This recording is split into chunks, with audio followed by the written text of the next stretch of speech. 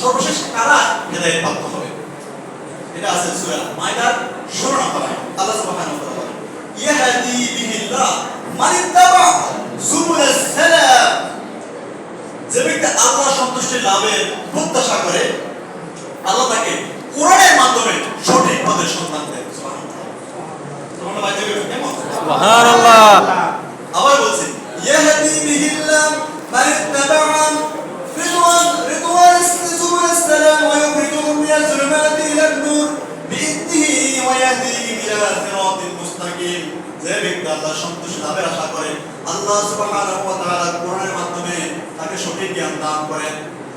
শুধু তাই নয়, ইউখরিজুহুম মিনাজ যুলুমাতি ইলান নূর, তাকে অন্ধকার থেকে আলোর পথে, তাকে পথভ্রষ্টতা থেকে কল্যাণের পথে, তাকে নানা পাপাচার থেকে আল্লাহর দেওয়া বিধানের পথে নিয়ে আসেন। শুধু তাই নয়, ওয়া ইয়াহদি ইলা সিরাতিল মুস্তাকিম, আল্লাহ সুবহানাহু ওয়া তাআলা তাকে সঠিক পথের উপর প্রতিষ্ঠিত রাখে। সুবহানাল্লাহ। কি বলছিলাম? তুমি কি করতে হবে? চেষ্টা করতে হবে। কি করতে হবে? চেষ্টা। এই হেদায়েতের পথে যদি চেষ্টা না করে হেদায়েতের দরজা খুলবে না। কারণ কিছু কিছু গুমরাহির কারণে হেদায়েতের দরজাকে আল্লাহ খতমে নবুয়ত মারি দিবেন। তুমি যদি নবুয়ত দেব না, রাসূল আসবে না, কিছু লোকের জীবনে হেদায়েত বঞ্চিত, খতম, সিল মোহর খতম। কি খতামাল্লাহু আলা কুলুবিহিম ওয়া আলা সাম'ইহিম ওয়া আলা আবসারিহিম গিশাওয়া ওয়া লাহুম আযাবুন আলীম। খতামাল্লাহু আলা কুলুবিহিম, আল্লাহ তাদের উপরে মোহর মেরে দিয়েছেন। এখানে মোহর মানে হলো দ্বীনের যতগুলো কথা হবে তার অন্তরে ব্যথা অনুভব হয়, অথচ দ্বীনের কথা শুনলে একদম মুমিনের অন্তর তার আগের চেয়ে দ্বিগুণ ঈমান বৃদ্ধি পায়। ইন্নামাল মুমিনুনা আল্লাযীনা ইযা যুকিরাল্লাহু ওয়াজিলাত কুলুবুহুম ওয়া ইযা তুলিয়াত আলাইহিম আয়াতুহু জাদাতুহুম ঈমানা ওয়া আলা রাব্বিহিম ইয়াতাওয়াক্কালুন।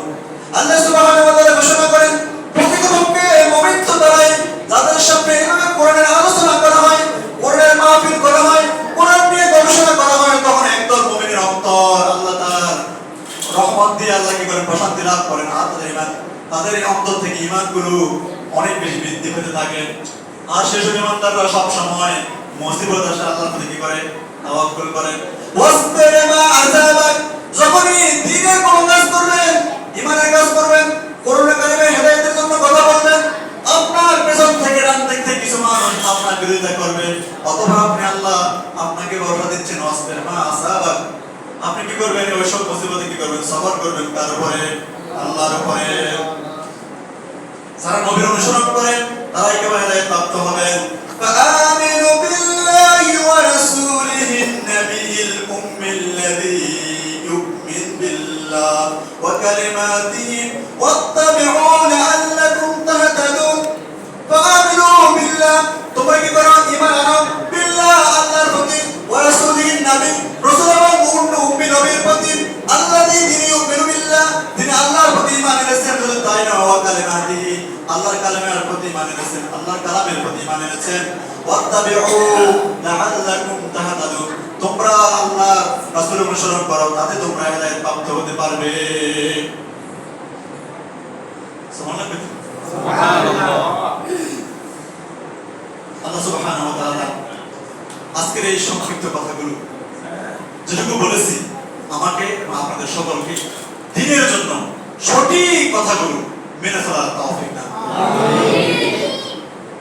রবিউল আউয়াল মাস, বেশি বেশি জিকির আজকার করব, সাদাকা করব, নিয়ত করে রোজা রাখব, তাহাজ্জুদ আদায় করব, মসজিদ সম্মত ফরজ ইবাদতগুলো ভালোভাবে আদায় করব। যদি কারো পাওনা থাকে সেটার প্রতি খেয়াল রাখেন। শুধু ফরজ ইবাদতগুলো আল্লাহ আপনাকে খুশি করলে হবে না, যদি কোনো পাওনা দ্বারা আপনি ব্যাপারে করে এলিগেশন করে থাকে আল্লাহর দরবারে, শহীদদের দরজা তারা লাগানো থাকবে। এই যে বেশি বেশি অন্যের হকের ব্যাপারে সচেতন থাকবেন। রবিউল আউয়াল মানে শুধু জিলাপি আর মিলাদ নয়, রবিউল আউয়াল মানে হচ্ছে আল্লাহ রেখে রাসূলুল্লাহ রেখে যাওয়া যতগুলো সুন্নাহ আছে সবগুলো সুন্নাহকে কি করবেন? আঁকড়ে ধরবেন। আল্লাহ সুবহানাহু ওয়া তাআলা বলেন, ওয়া মান ইয়াতাসিম বিল্লাহি ফাকাদ হুদিয়া ইলা সিরাতিল মুস্তাকিম, যে ব্যক্তি মজবুত করে আল্লাহর দিকে ধাবিত হয়, আল্লাহ সরল পথে কি করেন, পরিচালিত করেন। আল্লাহর পথে পা বাড়াতে হবে, ওয়াসতাগফিরু যিকরিল্লাহ, আল্লাহর জিকিরের জন্য দৌড়াতে হবে, বসে থেকে চলবে না। যুবক ভাইরা আমার, আমাদের এখানে আছি, আমাদের মধ্যে অনেক রকম আবেগ অনুভূতি কাজ করে, আমাদের ভিতরে অনেক ড্রিম, স্বপ্ন থাকে। আমাদের এই আকাশ সারি, নবসারি কিংবা আকাশ সমান পৃথিবী স্বপ্ন নিয়ে আমরা অনেক সময় ঘোরাঘুরি করি। আল্লাহ যদি তোমাকে দিনের জন্য কবুল করে, এর চেয়ে বড় স্বপ্ন আর হতে পারে না।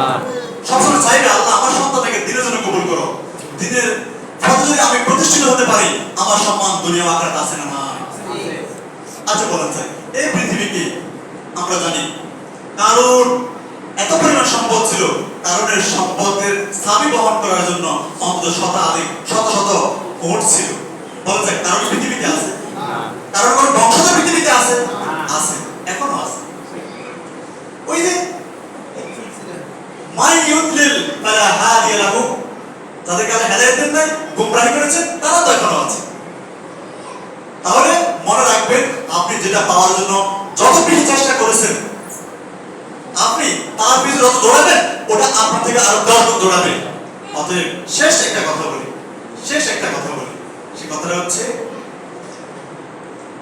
আমরা সমাজ বিনির্মাণে সর্বপ্রথম ভূমিকা রাখতে হবে আমাদের পিতাদেরকে। সন্তানকে সঠিক দিনের শিক্ষার মাধ্যমে, শরীয়তের সঠিক জ্ঞান দেওয়ার মাধ্যমে সন্তানকে কখনোই কোনো অন্যায় প্রশ্রয় দিবেন না। আপনার শত্রুর সাথে যদি সে অন্যায় করে থাকে, প্রশ্রয় দিবেন না। ঠিক খেয়াল রাখবেন, একটা বাপের জীবন সবচেয়ে বেশি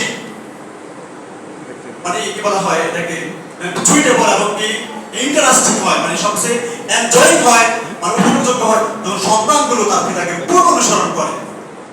আপনি যদি সন্তানকে সৎ কাজের অনুসরণের জন্য দাওয়াত দেন, সর্বপ্রথম আপনার লাভ, আপনার সন্তান আপনার সাথে ব্যালেন্স করবে। কিন্তু আমরা দেখি আমার সন্তানগুলোকে আমরা বলি ফজর সময় ঘুমান, পুরো সপ্তাহ ঘুমাতে পারে না। আচ্ছা ঠিক আছে, পুরো সপ্তাহ ঘুমাতে পারে না, একটা কথা শুনেন, যদি ফজরের সময় আগুন লাগে, আপনি তখন তাই ঘুমাতে দিবেন? দুনিয়ার আগুন থেকে বাঁচার জন্য যত প্রকার উপায় উপকরণ আপনি ব্যবহার করবেন, তো আপনাকে আখিরাতের আগুনের কথা একবার স্মরণ নাই। শুধু এটুকু বললাম, সন্তানকে ঘুমিয়ে রেখে বাপের নামাজ আদায় করা একদম নাপাকি। স্ত্রীকে পর্দা করে মেয়েটাকে বেপর্দা করা নাপাকি, আছে না নাই? দেখবেন মা এবং বিদ্যা দাদিগুরু এত পরিমাণ পর্দা করে যে আমরা এত পরিমাণ স্ত্রীকে পর্দা করতে পারি না, কিন্তু নাতিনের বাংলাদেশ করা আছে না নাই? কথা বলেন না কেন? খারাপ লাগে নাকি? দেখবেন বিদ্যাদের দিকে কেউ থাকে না, কারণ তাদের প্রতি যে ইন্টেনশন সেটা অনেকটাই চলে গেছে। এখন নাতিন থেকে খোলামেলা চালাচ্ছেন কেন? পর্দা কি নাতিনের উপরে না না না দাদির উপরে না সবার উপরে? আপনারা দেখবেন, আমার চোখে দেখেছি বাপের মাথা থেকে এখান পর্যন্ত সুন্নাত আছে, কিন্তু মেয়েটা একেবারে আচ্ছা খোলামেলা।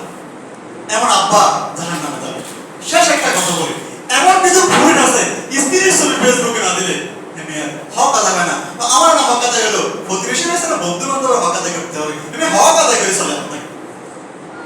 দেখবেন একেবারে ফেস না দিলে হাতে কেন লোদে, আহ কিন্তু দেখি লাভ একটা মেয়েদের ছবি একটা পারে ছবিতে, আরে ভাই তো লাভও কেন, ছবিও কেন, ব্যবসা কেন, ছবি না দিলে বা কি, আর তুই পুরোটাই দিয়ে দে, হক আদায় করে চলো, তুই হক আদায় কর, বন্ধুরা হক আদায় করো, ঠিক না? আছে না নাই? এমন ভাই উন্মার্কা পুরুষ আমার সমাজে আছে, এখানে এটা কখনোই করবেন না। একদিন দেখবেন এটা যদি আপনি ফ্যাশন দিতে গিয়ে পরিবার আপনার স্ত্রী কুক হয়ে যাবে, কুইট হয়ে যাবে। স্ত্রী এমন একটি বস্তু নয় যে সবাই দেখতে হবে কেন, মেয়ে সৌন্দর্য সবাই দেখতে হবে কেন, কিন্তু এই চরিত্রগুলো আমার মধ্যে আছে, আমার আপনার মধ্যে আছে। যদি থেকে থাকে তাহলে আল্লাহর দোহাই আপনার ফরজ বাদতেও আপনার স্ত্রীকে পর্দা করানো সব কাজ করা হবে। বুঝুন, এটা আমার হতো কিনা? আপনার স্ত্রী যদি এখান থেকে ফেলে যায় 100 থেকে 100 কমে নেবে না, আর আপনি ফরজ নামাজ পড়লে সব কয়টা হবে? 2টা হবে, না পড়লে পুরো কয়টা হবে? 2টা হবে। স্ত্রীকে পর্দা করানো করে কয়টা হচ্ছে? কথা বলেন না কেন? গায়ে লাগে না? আপনার স্ত্রীকে মেয়ে পর্দা না করার কারণে যে মহিলা কথা গেছে, যতগুলো ছেলে দেখে তাকে কি হয়েছে, স্বাদ উপভোগ করেছে, ততগুলো গুণ আপনার উপর দেখা হবে। এই ব্যাপারে খুব সাবধান। আল্লাহ আমাদেরকে বোঝার তৌফিক দান করুন।